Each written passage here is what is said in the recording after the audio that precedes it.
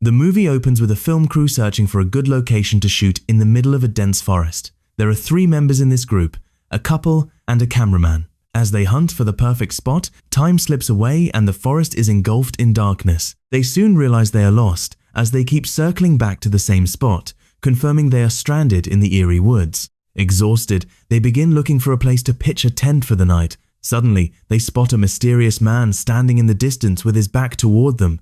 As the man slowly turns his face, the crew is paralyzed with fear. He is wearing a strange and terrifying mask. They bolt in terror, as the sight of a masked figure in the wilderness is enough to chill anyone to the bone. It soon becomes clear that the masked man is not alone. He has 2 accomplices, including a woman. One crew member frantically pulls a mobile phone from his bag to check for a signal and call for help. But before he can do anything, a masked killer appears out of nowhere and slaughters him with a sharp weapon. Now, only 2 are left, a woman and the cameraman. But luck is not on their side. One killer murders the woman, while the other gives the cameraman an agonizingly painful death. The entire horrific incident is captured on the cameraman's recording equipment. In the next scene, we are introduced to a second film crew, also consisting of 3 members. Among them is a girl named Hope, accompanied by a male partner and a cameraman. Their producer has tasked them with finding an old, secluded cabin to shoot a short film. Despite an extensive search, they can't find a suitable spot, but Hope is convinced that they will find a cabin deep within the forest.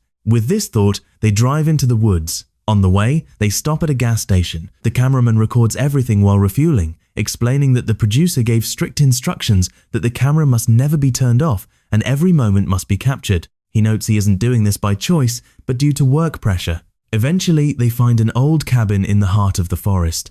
Hope's partner, Penn, feels a sense of dread looking at the surroundings. He insists that the place feels wrong and they should leave immediately. However, Hope ignores his concerns and heads toward the cabin. As they approach, they hear a girl screaming loudly from inside. Panicked, they rush in to investigate. Once inside, they realize a television is on. The screaming was merely part of a movie playing on the screen. They breathe a sigh of relief and begin inspecting the room when the owner of the cabin suddenly arrives. He is furious to see strangers in his home. To calm him down, they explain that they entered only to help after hearing the screams. Once the tension eases, Hope talks to the owner and proposes renting the cabin for 2 days for their shoot. Sensing their desperation, the owner demands a staggering $2,000 for 2 days. Hope realizes he is exploiting their situation, but finishing the film is essential.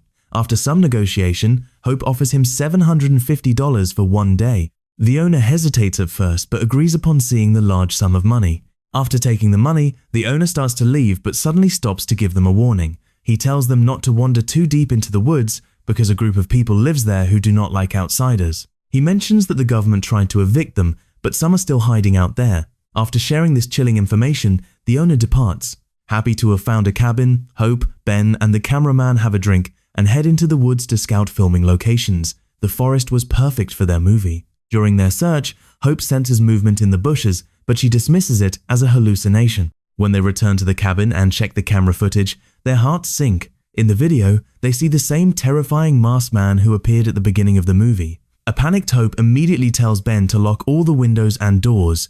Meanwhile, their producer arrives. When they show him the footage, he doesn't take it seriously, saying, "It's probably just some kid playing a prank." Hope wants to leave immediately, but the producer stops her, saying a female colleague is supposed to meet them at the cabin first. As Hope goes to the window to pack her things, she sees the masked man standing in the darkness again. This is also captured on camera. Hope is about to tell the producer when a knock sounds at the door. The producer goes out to check, but no one is there. He dismisses it as a joke again and starts lecturing them for overthinking. Just as he is about to instruct them to start filming, there is another knock. This time, when the producer opens the door, all 3 masked killers are standing before him. The producer tries to threaten them to leave, but they don't budge. Suddenly, one of the killers strikes the producer's head violently with a hammer. Covered in blood, the producer collapses and dies a painful death right there. The cameraman rushes inside and locks the door. The 3 of them are in total shock. They realize why their phones have no signal. The killers are using a signal jammer. Suddenly, the power to the cabin is cut. Outside, the 3 killers stand waiting for them to come out. It was now a matter of life and death. Hope says firmly, "If we want to survive, we have to find weapons to protect ourselves." To save their lives, they grab knives and flashlights from the kitchen. When they move to another room, a masked figure stands outside, staring at them fixedly. Suddenly, the lights flick back on, and Hope finds a box full of CDs. She puts one into a DVD player. The video shows the masked killers tying up a girl and taking her outside, where they brutally run a lawnmower over her face. The most horrifying part was that the room in the video was the exact same room they were standing in. It was clear these killers had been hunting visitors and making snuff films for a long time. Gathering his courage, Ben yells, "What do you want?" The killers reply, "We just want the girl." Hope is terrified and tries to explain that they are just filmmakers and have nothing to do with them, but Ben realizes these monsters won't listen to reason. Just then, the producer's female colleague arrives in her car. Hope and Ben plan to run to the car, but the killers send a video to Hope's phone. They watch as the killers capture the colleague and torture her with a drill, even pulling out her fingernails before eventually killing her. The killers dump her body by the window and slash her car tires. Their only escape route was now gone. Ben tries to go outside to find a signal, but he is attacked and forced to flee back inside, wounded. Once inside, they notice only 2 killers are visible outside. The third has vanished.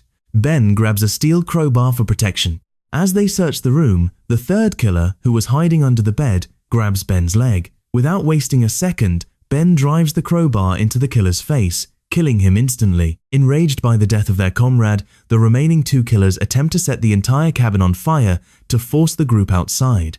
The 3 survivors grab their cameras and prepare to make a run for it. Just then, the lights go out again, and the masked woman attacks. Hope manages to escape into the dark woods. Inside, when the lights flicker back on, the woman pinches Ben down, but Ben fights back and stabs her in the neck, killing her instantly. Ben and the cameraman flee into the forest, but they get separated in the darkness. Meanwhile, Hope faces the main killer, the leader of the group. She manages to reach her car, but the killer arrives with a chainsaw to finish her off. Elsewhere, just as the cameraman finds a mobile signal and tries to call the police, another masked figure appears and kills him. The shocking realization hits. This was not the main killer. It meant there was a much larger cult or group of these masked killers active in the forest. Hope finally reaches the main road and flags down an approaching car. The driver is none other than the cabin owner.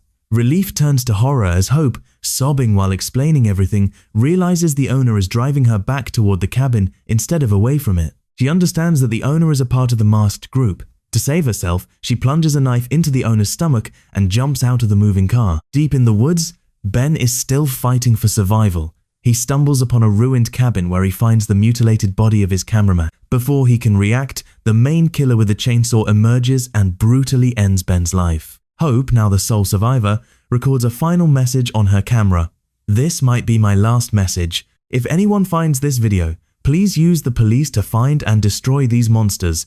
She then senses a killer filming her from the shadows. Hope sets a trap, and when he falls for it, she kills him by smashing his head with a heavy rock. Suddenly, the main chainsaw killer arrives and delivers a deep wound to Hope's stomach. Despite being gravely injured, Hope refuses to give up. As the killer closes in for the final blow, she uses every ounce of her remaining strength to drive her knife through his chest. Finally, the main killer falls dead. The scene shifts, and we see Hope on a popular podcast. She is telling the world her harrowing story of survival and how her friends were murdered. She even announces that she plans to make a major motion picture based on her experience. After the podcast recording, Hope is sleeping peacefully in her home, thinking it is finally over. But in the middle of the night, someone quietly enters her house and starts filming her. It is another member of the masked group. The victory Hope thought she had won was merely an illusion. In the end, the killer murders Hope as well. It is revealed that the masked group believed the forest was their sacred home and that outsiders disturbed their peace. They viewed themselves as protectors of the woods, but in reality, they were savage psycho killers who made films of their victims to spread terror. With Hope's death, the message is clear. Anyone who steps into their territory never truly returns alive. The story ends on this horrifying note.